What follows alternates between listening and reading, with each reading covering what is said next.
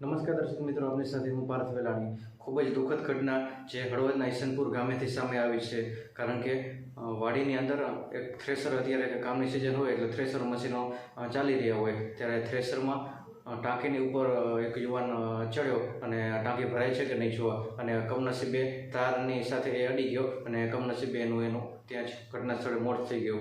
અને એ યુવાન હતો હળવદના લીલાપુર ગામનો પ્રકાશભાઈ ચાવડા, એનું નામ છે। 29 વર્ષની એની ઉંમર છે અને જે હલરનું કામ કરવા માટે ઈસનપુરમાં આવ્યો હતો અને વાડીમાં કામકાજ ચાલી રહ્યું હતું ત્યારે થ્રેસર હોય તો એ 11-12 ફૂટનું જે ઊંચું હોય અને ટાંકી ઉપર અત્યારે આધુનિક મશીન આવી ગયા એટલે ટાંકી ઉપર જે માલ ત્યાં પડતો હોય છે, ચણાનો માલ ત્યાં કાઢવાનું કામ ચાલુ હતું અને એ સમય દરમિયાન ટાંકી ભરાઈ છે કે કેમ એ જોવા માટે યુવાન ઉપર ચડ્યો અને તાર નીચે ત્યાં 11 kVની લાઈન હતી, તારની સાથે અડી ગયો એટલે એનું મોત થયું હતું। જ્યારે એ યુવાનનું મોત થતાં સીધી સરકારી હોસ્પિટલમાં PM અર્થે લાશને મોકલવામાં તજવીજ હાથ ધરવામાં આવી હતી અને ખાસ પરિવારમાં પણ આ શોકનો માહોલ જોવા મળ્યો છે।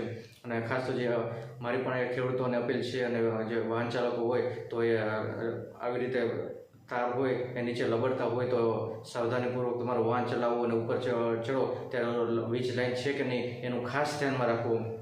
અને આ કિસ્સો અત્યારે પહેલો હળવદમાં નથી બન્યો, આ સિવાય સરમઢામાં અને બીજા અન્ય ગામોમાં, નજીકમાં ગામોમાં કેસ બનેલા છે, અમુક કેસ બહાર નથી આવ્યા અને આવું અવારનવાર છાસવારે બનતું હોય છે। તો ખાસ જે અત્યારે ખેડૂતોએ અને જે વાહન ચાલકો હોય એને પણ ખાસ અપીલ છે કે તમારું વાહન જે તારની નીચેથી વાહન પસાર થતું હોય તો ઉપર ચડવામાં ખાસ તમે કાળજી રાખો, કારણ કે તમારા પરિવાર એ પણ ઘરે હોય છે, એ તમારી રાહ જોતા હોય છે।